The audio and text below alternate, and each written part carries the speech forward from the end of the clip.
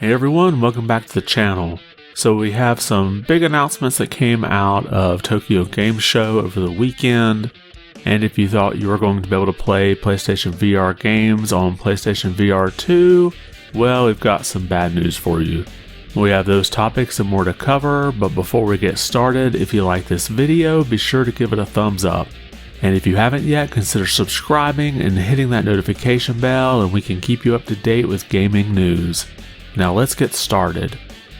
So a few weeks ago, Konami was teasing a big announcement that was going to happen at Tokyo Game Show, and many people were thinking, oh, we're going to get Metal Gear Solid HD, or maybe a new Silent Hill game finally gets announced. Well, we didn't get any of those announcements, but we did get this. Suikoden I and II HD remasters are coming in 2023 to PlayStation 4, Xbox One, Steam, and Nintendo Switch. Now, the original Suikoden was released in 1995 in Japan for the PlayStation, followed by the second one in 1998. And then released some comparison pictures of what it looks like before and after the HD remake. Now, they said in the announcement, pixel sprites and environment art are going to be enhanced with new screen effects, and that'll include lighting, clouds, and shadow animations, flickering flames, smoldering smoke, and the movement of leaves and insects.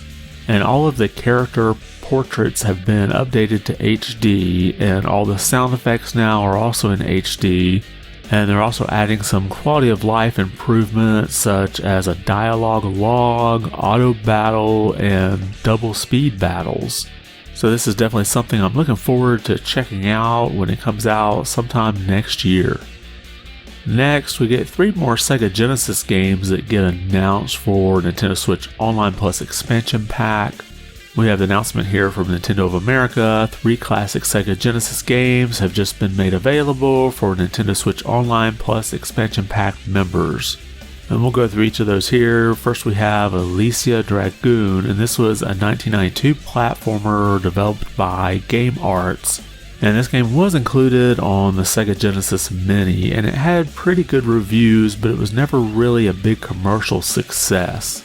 Then we have Beyond Oasis, and this is an action-adventure game developed by Ancient with elements similar to Legend of Zelda series. And this was released on the Virtual Console as well as in other collections over the years. And then finally we have Earthworm Jim. Now this is a side-scrolling platform game with elements of run-and-gun game as well. And this has been ported to numerous platforms over the years, and GamePro gave the Genesis version a perfect score back in the day, and Games Radar ranked the game as 19th on their best Sega Genesis / Mega Drive games of all time. Now, I do remember playing, I think it was the Super Nintendo version of Earthworm Jim, and it's a pretty good game. And let me know if there's any of these games you've played in the past, and if you have, which ones, and how did you like them? And we had a massive data leak on an upcoming game happen over the weekend. Let's look at the headline here from VGC. Huge GTA6 leak sees over 90 alleged videos circulated. Now, there have been over 90 videos coming from GTA 6 that have leaked onto social media sites. And these are getting copyright claimed by Take-Two, which pretty much confirms they're real.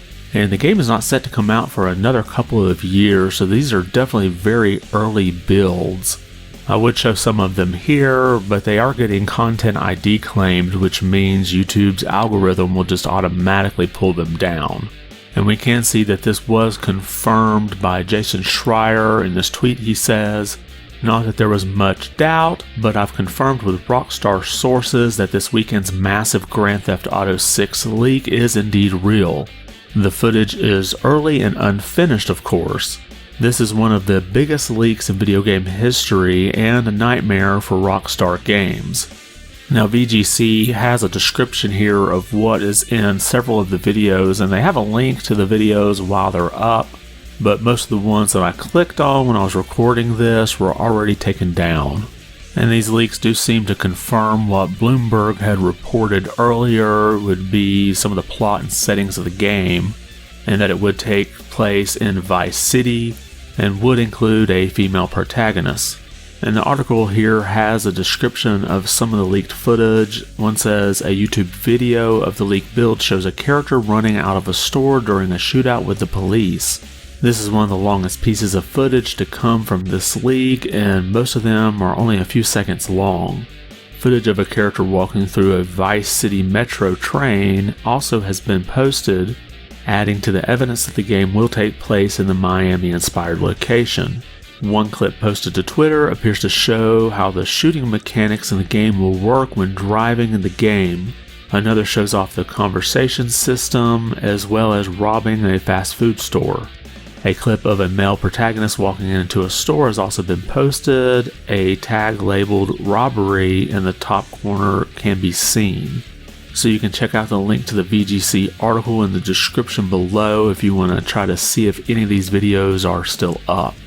And then finally, we have sort of a disappointing announcement here. You can see this headline here from VGC.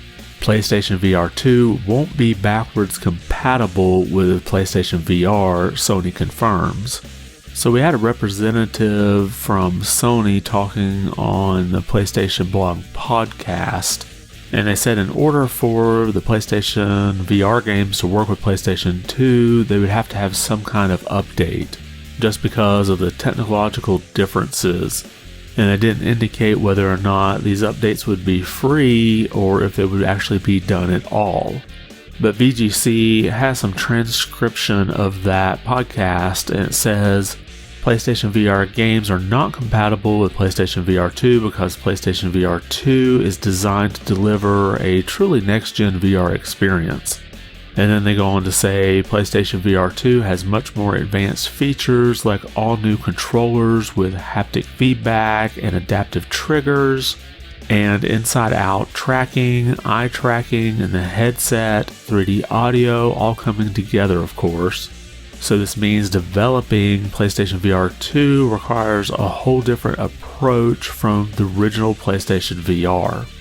Now, you're still able to play PlayStation VR games on a PS5 console if you have the original PlayStation VR headset, a DualShock 4 wireless controller, or the PlayStation Move controllers, and a PlayStation camera for PlayStation 4.